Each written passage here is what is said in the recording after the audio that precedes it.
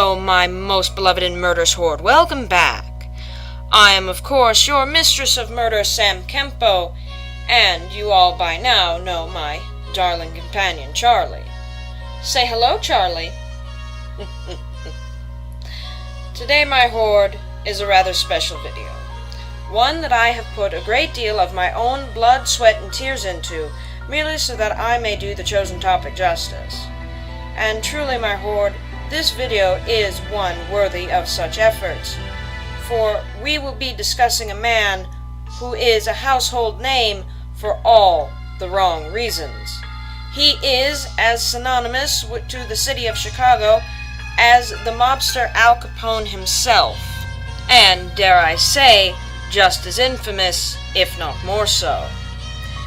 The man I have chosen to speak of today is a true predator, but not in the same manner as the charming and mysterious Ted Bundy, who meticulously stalked his prey like a great jungle cat, alluring but deadly to nearly all he encountered. But nor is this man comparable to the almost pitiable and tragic demeanor that was Ed Gein, who, like the personification of a feral dog with mange, was both heart-wrenching in his appearance and in his search for a lifelong companion, but still impossibly deranged, as well as a true danger to not only himself, but to all who knew him. No, my horde, this killer is in a category all his own. If I had to describe this man, poetically, I would classify him as a human hyena, feral, vicious, and brutal, attacking whoever caught his interest or whenever he merely had the opportunity to do so. And though he was well aware of the wrongs he was committing, he did so uncaringly, so long as his own urges and terrifying desires were fulfilled. Yes, my horde, this man was indeed a monster, an animal, and was inarguably a terrible soul to whom held an insatiable hunger, with little, if any, self-control. Shall we begin? You know the drill by now, my lovelies. Pick your poison, sit back, relax, and let's have ourselves a little conversation. John Wayne Gacy Jr. was an American serial killer and rapist. He sexually assaulted, tortured, and murdered at least 33 teenage boys and young men between the years of 1972 and 1978 in Cook County, Illinois, a part of the metropolitan area surrounding Chicago. Gacy stood at about 5 feet 9 inches, or 175 centimeters, and weighed in at about 230 pounds, or 104 kilograms. Gacy was also named after his mother's favorite movie star of the time, and is one of the LGP serial killers I will discuss, as Gacy would later admit in life to being bisexual. He was also married and divorced 2 times in his life. He had 2 biological children, a son and a daughter, as well as 2 stepdaughters in his second marriage. On the outside, he was a very successful businessman, managing 3 KFC's restaurants in Iowa, Waterloo, if I'm not mistaken. And at one point, he even owned his own construction company that, at the time of his arrest, drew a profit of about $200,000 a year. He was also named a chairman of the JCs in Iowa and named the 3rd most outstanding member of the JCs in the state of Illinois. Now, the JCs are a fraternal organization for men that teaches leadership skills and focuses on businesses, as well as organizing different charitable events for various causes. Gacy was even seen as a devout member of his church, a true Democratic Party supporter, even offering the services of his construction company for no charge to them. And he was also seen as a generous giver to the organizations he volunteered for, charitable, and a wonderful charismatic character, even dressing up as a clown, be it Pogo or Patches the Clown, respectively, 2 characters which he had derived himself, and doing so for hospitalized children and for children's birthday parties, which would later contribute to his title in the press, the Killer Clown. By all social appearances, Gacy would be seen as a true pillar of his community. But, internally, he was a ruthless, sadistic monster who committed acts of unspeakable horror, a serial killer, a sex offender, a rapist, and a predator. He is known to have killed his victims slowly, torturing them in his home and sodomizing them, as well as strangling them to death, all the while reciting biblical hymns. Truly a multitasker. Now, for the strangulation of the death of his victims, that applies to almost all of them, save for his first victim, who was actually stabbed to death. Now, this man was indeed a terrible creature to behold, but what bothers me is how he hid the depth of his horrifying true nature for so long, as it is truly anyone's guess. Like most serial killers, Gacy's story starts out as a tragedy. The abused son of an alcoholic father, the overweight and often bullied child at school, and even being the victim of molestation by a family friend on more than one occasion. However, a tragic upbringing is no excuse for the crimes this man committed. The first of Gacy's crimes began in the year of 1967, when Gacy committed his first known sexual assault upon a teenage boy. The victim was a 15-year-old boy by the name of Donald Voorhees, the son of a fellow JC in Iowa. Gacy lured this youth to his home with the promise of showing him pornographic films. Gacy then gave Voorhees a great deal of alcohol and persuaded the youth to perform oral sex upon him. Over the following months, several other youths were sexually abused in a similar manner, including one whom Gacy encouraged to have sex with his own wife before blackmailing the youth into performing oral sex upon him. Several teenagers were even tricked into believing Gacy was commissioned with carrying out homosexual experiments in the interest of scientific research, for which the youths were each paid up to $50. In 1968, Voorhees reported to his father that Gacy had sexually assaulted him. Voorhees Sr. immediately informed the police, and Gacy was arrested and subsequently charged with oral sodomy in relation to Voorhees and the attempted assault of a 16-year-old by the name of Edward Lynch. Now, Gacy was convicted of sodomy on December 3rd, 1968, also the same date where his first wife divorced him and the last time he saw his two biological children. He was also sentenced to about 10 years at the Aminosa State Penitentiary, for which he only served a startling 18 months before he was released on parole and returned to Chicago. In that time, while incarcerated, he not only joined the JCs in the prison division, also he rose through the ranks, becoming head cook in the cafeteria, even improving the pay and the lives of the inmates in that particular penitentiary. Not only that, he also oversaw a construction of a miniature golf course within that prison as well, and took on the reputation of being a model prisoner himself. Gacy's murdering spree started on January 2nd in 1972, when he killed a 15-year-old by the name of Jack McCoy. Gacy was driving past the Chicago bus station when McCoy first caught his eye. McCoy was traveling from Michigan to Omaha, but was required to stay the night in Chicago due to the departure time of the next bus. Gacy lured McCoy into his car by asking him to join him in a sightseeing tour around the city, Gacy promising that McCoy could spend the night at his house and he would have him back at the station in time for the departure of the next bus.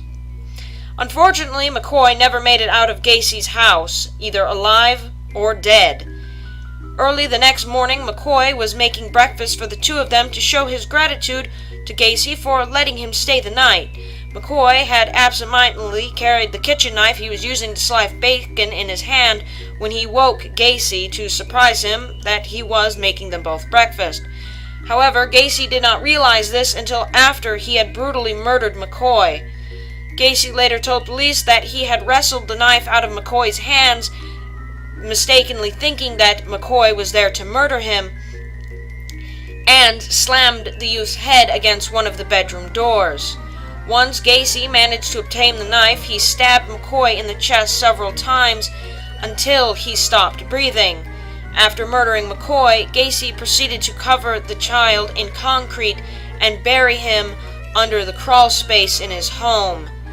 It was later on that he would admit to police that he had experienced several mind-blowing orgasms, in his own words, and realized that death was the ultimate thrill.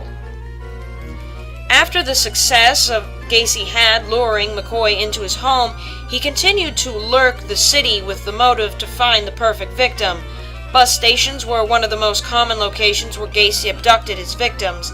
Gacy also claimed that he started a construction company in which he hired younger males aged from 15 to 18. Many of these hired employees became the victims of his gruesome killing spree as well. At times, Gacy would use chloroform on individuals who resisted his demands. After convincing individuals to come back to his house, his murdering process escalated quickly. He would begin by demonstrating a magic trick that involved the use of handcuffs. Now, when Gacy would do so, he would put on the handcuffs and seemingly easily break free of them, and then offer to show the victim how he did the trick. Once the victim was helplessly restrained to a bed or to a chair, Gacy would then proceed to tell them that the trick was to have the key. Gacy would then proceed to stuff various clothes into their mouths so they would not alert the surrounding neighbors. But before Gacy would kill his victims, he would rape them with various sex toys and also force them to do sexual favors until they were basically unconscious. Once his victims were completely defenseless, Gacy would usually strangle or suffocate them by either forcing articles of their own clothing down their throat, or, as Gacy later confessed to one of his favorite killing methods, him calling it the rope trick. In this method, Gacy would strangle his victims with a tourniquet and would watch as his victims slowly died. He even told police that sometimes his victims would convulse for 1 to 2 hours before actually dying. Other killing techniques that inspired Gacy included one that he read from the Houston mass murders. Most of his murders consisted of only one killing a night. However, on occasion he would do doubles, where he would kill 2 boys in the same night. The number of murders Gacy's committed started to increase, and as such, he discovered various ways in which he could hide and dispose of his victims' corpses. The most common disposable area was found in the crawlspace underneath his home. Various reports say that about 29 bodies were found buried underneath that very crawlspace. Gacy used a product known as quicklime to help decompose some of his victims' corpses so that the crawlspace wouldn't reach its maximum capacity too quickly. Now, there were other corpses that were found under Gacy's garage, and even one under his master bedroom, and even one only a few hundred yards from his barbecue pit, to which he held many parties over the summer. Corpses that couldn't be completely decomposed were doused with concrete to mask the wretched smell of human flesh decaying. Now, towards the end of Gacy's killing spree, he was forced to dispose of corpses elsewhere, as his crawl space had become full. A total of 5 victims were thrown off a nearby bridge which overlooked the Des Plaines River. However, only 4 of those bodies were ever recovered, as Gacy's own account was that he believed that one of them had actually landed on a passing cargo boat while he was dumping it. Although Gacy killed the majority of boys that stepped into his house, there was a small amount who were lucky enough to escape and survive. One of them was Jeffrey Ringel, who actually was one of the few who survived, vaguely remembering the horrific night, however, due to being chloroformed by Gacy several times. However, Ringel remembered the black Oldsmobile that Gacy drove that night. He was abducted by a bus station, and Ringwell and a group of his friends noticed the same car about a month later and followed it back to Gacy's home. Ringwell quickly went to the police and to press charges on Gacy, which would later help lead police to his arrest. The 33rd victim and Gacy's final victim was Robert Pierce, who was killed on December 12th of 1978. Before going over to Gacy's house, Pierce told a close friend that the reason he was going over to his boss's home was to discuss the future of his job. Shortly after, he went missing, and luckily his friend told police what he had last heard from Pierce. When the police arrived at Gacy's home for questioning, they noticed an abnormal stench coming from inside. Now, this was not the first time the police had entered in Gacy's home. However, during those particular instances, it had been very cold, and thusly the bodies were not decaying. As one might expect, the cold thus prevents anything from decomposing. Now, the police had already been skeptical of Gacy because of the pending charges that Jeffrey Ringel had just pressed, so they proceeded to obtain a search warrant. Once inside, police quickly took Gacy into custody and later discovered the first of the 29 bodies that were scattered throughout his home. Gacy was brought to trial on February 6, 1980, charged with 33 murders. He was tried in Cook County, Illinois, before Judge Louis Grappio. The jury, however, was selected from Rockford because of the significant press coverage in Cook County and the prosecution not wanting a tainted jury. The jury deliberated for more than 2 hours before they returned with their decision. In the sentencing phase of the trial, Gacy was sentenced to death for 12 of the 33 counts of murder, which the prosecution had sought this penalty. Upon being sentenced, Gacy was then transferred to the Menard Correctional Center in Chester, Illinois, where he remained incarcerated on death row for the next 14 years. Of Gacy's identified victims, the youngest were Samuel Dodd Stapleton and Michael Marano, both 14 years old. The oldest, Russell Nielsen, was 21 years old. 6 of his victims, however, have yet to be identified. On the morning of May 9, 1994, Gacy was transferred from the Menard Correctional Center to Stateville Correctional Center in Crest Hill to be executed. That afternoon, he was allowed a private picnic on the prison grounds with his family. For his last meal, Gacy ordered a bucket of Kentucky Fried Chicken, original, a dozen fried shrimp, French fries, fresh strawberries, and a Diet Coke. That evening, he observed prayer with a Catholic priest before he was then escorted to the Stateville execution chamber. According to published reports, Gacy was diagnosed as a psychopath who did not express any remorse for his crimes. His final statement to his lawyer before his execution was that killing him would not compensate for the loss of the others, and that the state was merely murdering him. His final words, spoken before he was executed, were, "Kiss my ass." Honestly, my horde, I cannot think of a better ending to this video than that, so that is where I will end our discussion on Gacy. I do hope you all enjoyed the video, the new format, music, effects, and the intro. Also, keep your eyes open for some new characters that may be making their appearances in a future video, along with a few other artworks that I have promised some of you. Also, I will be uploading my videos to BitChute as soon as I possibly can, for those who prefer that site over YouTube, and simply for backup just in case. I am also going to be possibly doing a gaming channel on Steam. I'm not 100% sure on whether or not I'll do that, but I will be opening a merch store in the foreseeable future, and will let you all know when that is set up.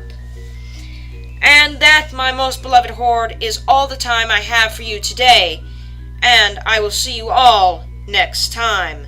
Remember, blessed be, and stay classy.